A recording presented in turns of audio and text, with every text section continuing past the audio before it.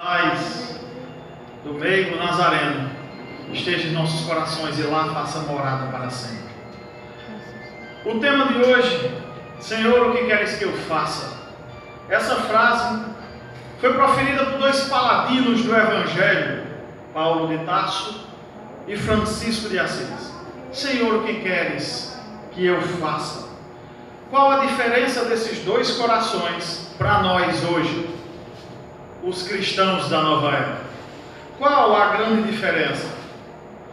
Talvez essa diferença que a gente vai elencar aqui não sirva para a gente. Os cristãos longe de nós, né? Nós, graças a Deus, somos outro tipo de cristão. Mas a gente vai elencar aqui algumas faltas que os cristãos, não nós, talvez tenham. Porque a maioria dos cristãos da atualidade está se servindo de Jesus, onde a proposta do Evangelho, a proposta para a emancipação da alma, que busca através do Evangelho o melhoramento da criatura, é uma proposta que já atingiu um nível maior. É a proposta não de se servir de Jesus, mas ser servidor de Jesus. Mas os cristãos hoje continuam se servindo de Jesus a todo momento. Isso tem uma grande diferença. Essa questão é o que traz tantas religiões no planeta. Por que nós hoje temos tantas religiões no planeta? Por que temos tantas religiões, tantas correntes religiosas e o planeta continua em guerra? Por que de onde vem tanta incoerência? 2,5 bilhões de cristãos e o planeta continua em guerra. 1,5 bilhões de muçulmanos e o planeta continua em guerra. 800 mil hindus e o planeta vive em guerra. Cada vez mais nós temos pessoas seguindo religiões. Cada vez mais os templos religiosos se amontoam e aumentam o tamanho de seguidores, e nós continuamos a face do planeta num vazio espiritual cada vez maior. Especificamente, nós temos tantas catedrais católicas, tantas denominações evangélicas que, segundo o IBGE, no último censo, que foi em 2010, só no Brasil, nós temos 208 denominações evangélicas só no Brasil. Nós temos uma multiplicidade de centros espíritas e continuamos atormentados. Nós continuamos supliciando, nós continuamos pedindo o dia inteiro, nós continuamos naquele peditório eterno. Jesus é um ser o qual a gente só pede, é só pedindo, talvez aí seja a resposta da diferença entre esses cristãos. Porque os cristãos do Evangelho, do cristianismo primitivo, ao serem tocados pela mensagem do Cristo, o que é que eles faziam? A primeira coisa que eles faziam era buscar a sua vida numa vida de mensagem de amor. Eles transformavam suas mãos em mãos calejadas pelo trabalho ao próximo. Transformavam suas vidas, seus corações em verdadeiros templos vivos de amor. Mas depois de alguns séculos, quando a cristandade tornou-se religião oficial do Ocidente, os novos cristãos transformaram os templos cristãos, as naves cristãs, em templos de luz apagada, em templos sem luzes. E os cristãos passaram a ser de trabalhadores de mãos calejadas, de templos vivos do Evangelho, passaram a ser pagadores de promessas, levantadores de mãos, transportadores de Bíblias, engolidores de hóstia, tomadores de paz. E Paulo de Tarso, na estrada de Damasco, quando ele se vê envolto por aquela vibração magnífica, quando ele, num fenômeno de mediunidade, através da clareaudiência, ele escuta e pressente a presença do Mestre, naquele momento, ele se prostra e, sem pedir desculpas, sem se lamentar, sem cair na lamúria desnecessária, sem cair na lamentação infundada, como nós muitas vezes, quando temos a noção de que erramos, a primeira coisa que a gente faz é se lamentar, é mostrar para o outro que está arrependido, para que o outro diga: não, meu bichinho, tá bom, todo mundo erra, errar é humano. erramos porque ainda somos humanos. Mas ele não busca esse alento humano. Paulo, naquele momento, através do fenômeno de clareaudiência, ele faz uma indagação ao mestre. Ele diz: mestre, o que queres que eu faça? Porque quando nós, no silêncio de nossa prece, no silêncio de nosso coração, indagamos o divino mestre de Nazaré: mestre, o que queres que eu faça? Nós estamos entregando a nossa vida ao mestre. E fundamentalmente, quando fazemos essa indagação, nós estamos nos colocando numa visão proativa. Nós estamos numa visão, nos colocando numa posição de ação, numa posição de quem age, porque o cristão não é um espectador de expectativas. O cristão é o espectador de sua própria existência. O cristão age. O cristão que tem fé é uma fé ativa. E a maioria dos cristãos continua hoje numa posição passiva, naquela posição de esperar, naquela posição de querer receber, eternamente num peditório eterno, esquecendo que o Evangelho, que a proposta do Evangelho é uma proposta de dar, é uma proposta de se dar. O Evangelho está no mundo não para que recebamos coisas a partir do Evangelho. O Evangelho está no mundo para nos ensinar como a gente deve dar com o coração. Quando Francisco de Assis, após se deixar tomar por um estado de febril, um estado de prece, um estado de meditação profunda, onde ele percebe a sua vida, onde ele amplia a sua consciência e percebe a essência divina, e a gente percebe muito bem no filme, quando no momento que ele tira suas vestes e se entrega ao Pai, porque naquela época, quando ele vai se dedicar ao amor ao próximo, o pai não aceita, porque era milionário, era rico, e queria ele administrando os bens da família, e ele não queria. O pai passa na cara dele, que tudo que ele tem é do pai, até a roupa que você veste é minha, dizia o pai. Então Francisco, naquele momento, ele tira suas roupas, suas vestes e entrega ao seu pai. Naquele momento, Francisco não está sob hipótese nenhuma na atitude de orgulho, não é uma atitude de revolta. Foi sim um marco na existência daquela criatura. Foi a sua estrada de Damasco, porque a partir do momento que ele tira suas vestes, ele está naquele momento dizendo: a partir de agora nada me pertence, e eu quero saber o que Deus tem para mim. E todas as grandes almas que indagaram no fundo de seu coração a Deus: Senhor, o que queres que eu faça? Uns escutavam mediunicamente, como Paulo, como Francisco de Assis, como Jesus Gonçalves, como Eurípides Barçanufo. Francisco de Assis, no momento de prece, no momento onde ele está entregue à sua meditação, com sua mente, pensando, meditando, refletindo, ele escuta uma voz grandiosa que diz: Francisco, reconstrói a minha igreja.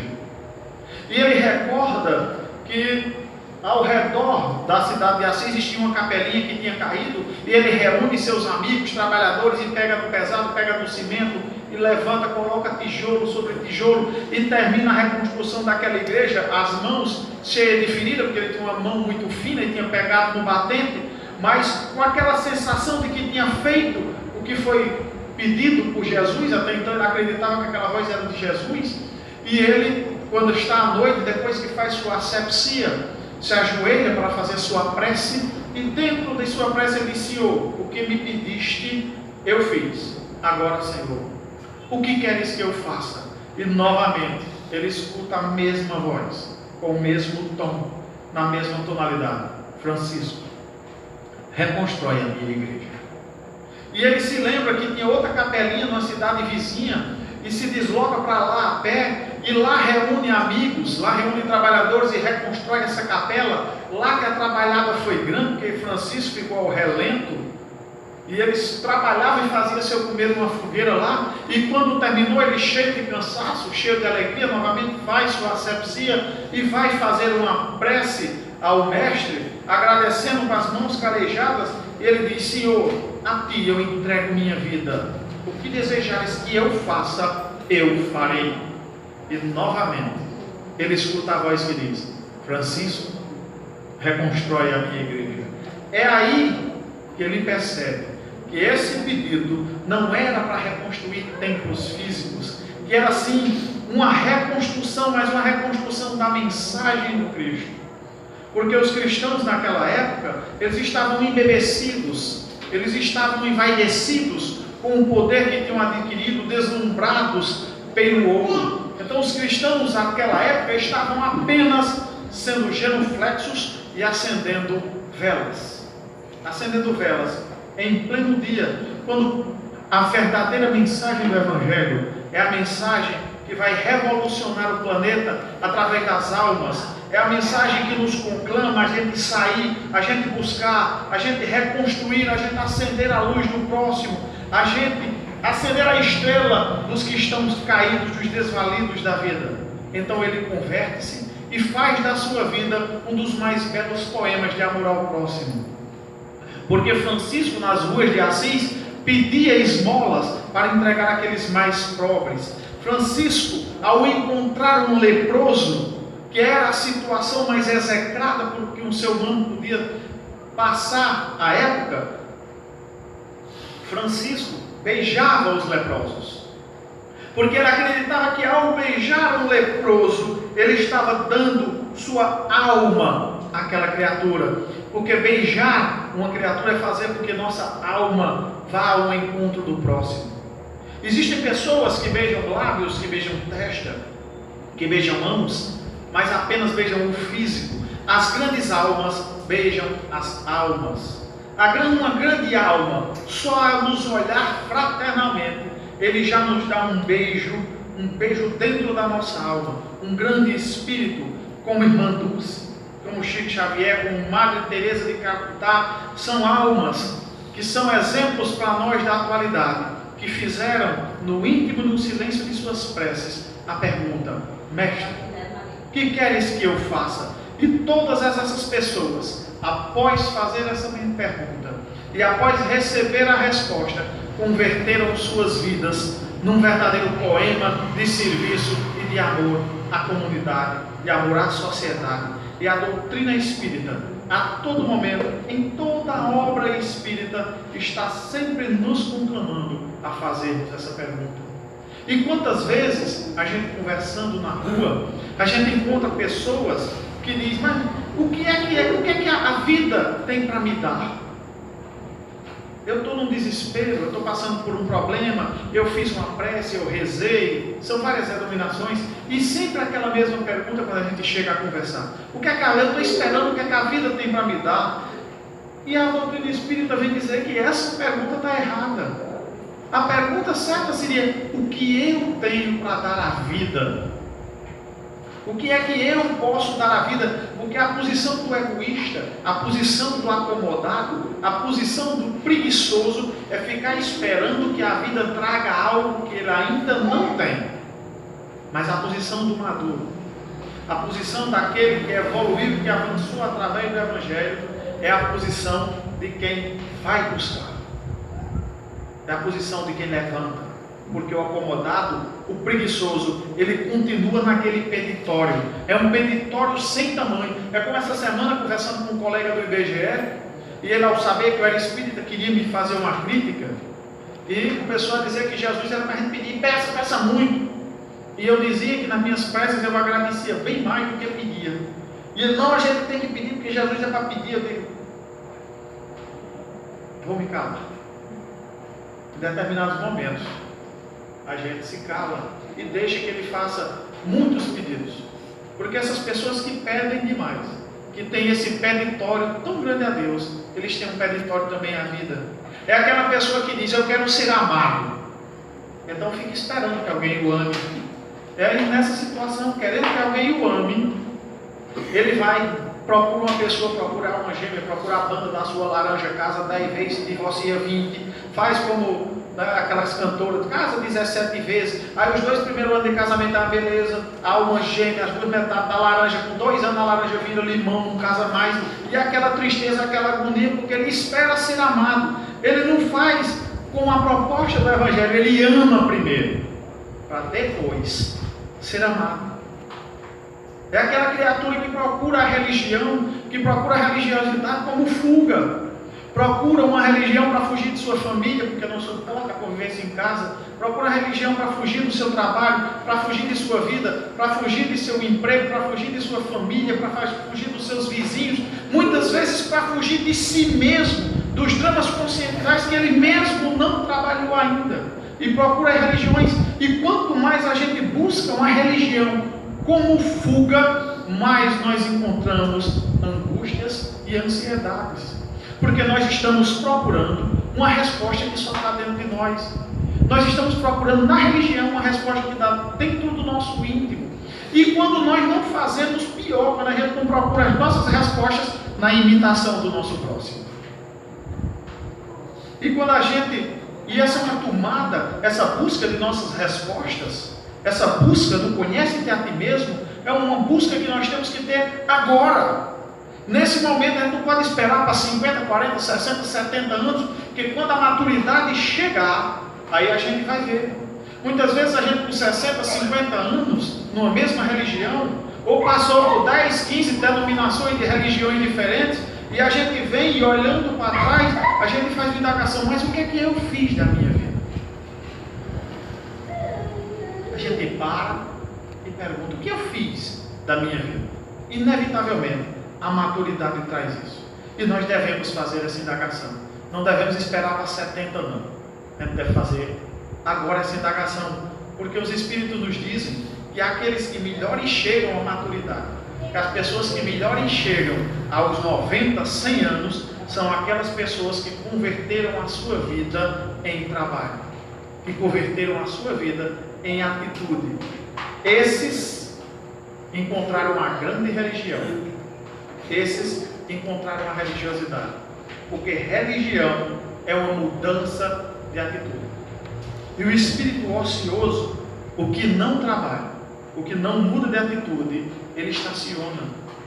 Igual a uma enxada, que quando é encostada num canto de parede, quando não fere o chão, ela está fadada a ser jogada à ferrugem. Do mesmo jeito, os nossos sentimentos, quando nós não trabalhamos os nossos sentimentos, os sentimentos atrofiam.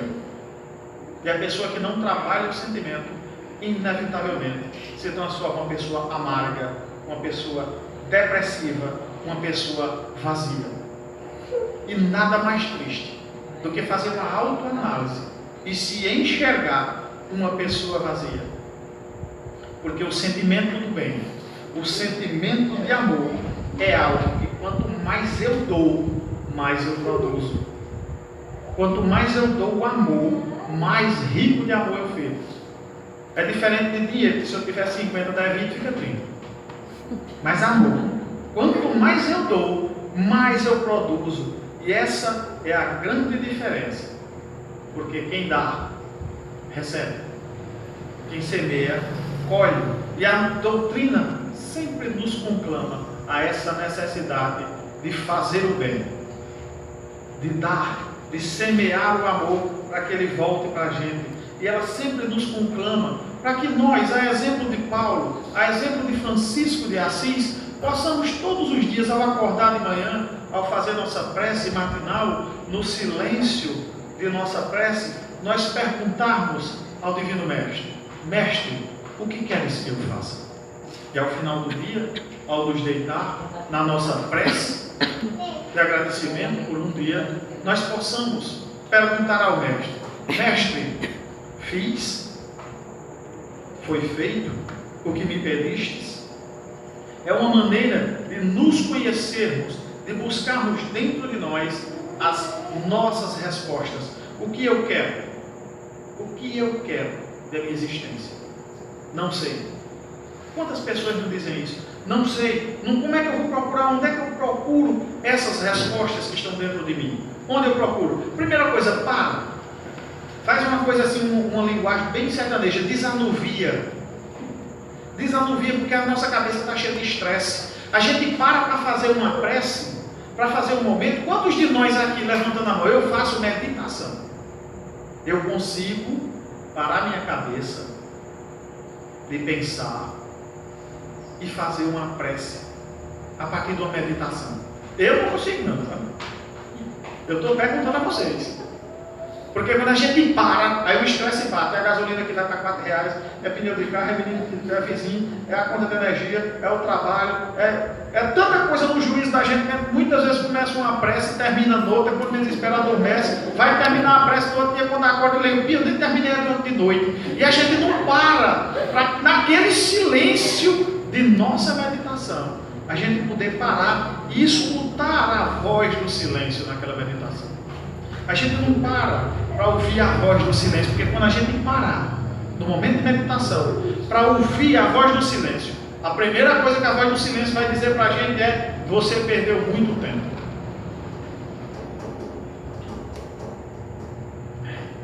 Mas a segunda ela diz: mas sempre é tempo. Faça, continua.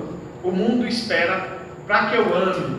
E fazendo uma pesquisa sobre esse tema, eu achei esse poema lindo de Dolores Duran, que é bem dentro do nosso tema. Vou pedir licença para ler para vocês. Se quiseres sentir a paz dentro de ti, escuta, meu irmão, faze silêncio e espera que volte a primavera na força da oração. Transforma teu soluço em riso de esperança no amanhã que vem. Depois da tempestade, surge a bonança agora o mais além. Em tua longa estrada, só tu tens o poder de transformar espinhos em flores perfumadas, que ao sol da confiança enfeita os teus caminhos. Olhando ao teu redor, verás que almas tristes te pedirão amor. Tua tristeza esquece. Sorri, ampara e aquece, seja o irmão quem for. Sofrendo chuva e vento, o trigo doura o campo, sem falar de sua dor. E quando a nuvem passa, a terra generosa desabrota em fogo. Imita a natureza, que se desfaz em luz até o entardecer. E quando a noite chega, no céu acendem estrelas até o amanhecer. Nós devemos imitar a natureza. Quantas almas nos pedem amparo, nos pedem atenção, um ombro amigo, uma palavra de carinho, um ouvido amigo, mas egoisticamente nós continuamos pensando nos nossos problemas. Egoisticamente nós continuamos pensando no preço da gasolina. Imitemos a natureza, como dizia a nossa poetisa Dolores Duran. E assim, imitando a natureza, nós vamos acender a luz dentro de nós. Seremos estrelas. E quando a gente convida, vamos, meu irmão, acender estrelas. Aí tem sempre aquele que é ao nosso lado diz: mas quem sou eu? Quem sou eu para acender uma estrela? Passei luz na vida de ninguém, eu sou nada. Bate logo a crise do pobretão, né? Bate logo aquele complexo de inferioridade. Sempre que a gente convida para o trabalho do bem, sempre tem aquela pessoa que só vê o lado negativo. Porque infelizmente a gente convive com pessoas que são tão pessimistas que são capazes de botar chulé em pé de mesa. E a gente queria dizer que esse pessimismo, essa visão menor de nós mesmos, de nossa potencialidade, nos impede de ascender. Enquanto nós enxergamos um mar de defeitos em nós e pequenas virtudes flutuando, os espíritos bons enxergam várias capacidades em nós. E esse olhar de tristeza, de melancolia, nos impede. Todos nós podemos acender, todos nós podemos ser luzes diante da grande escuridão. Nós podemos acender e auxiliar o nosso próximo mais próximo. Quem é o próximo mais próximo de nós? É aquele que está conosco em nosso lar.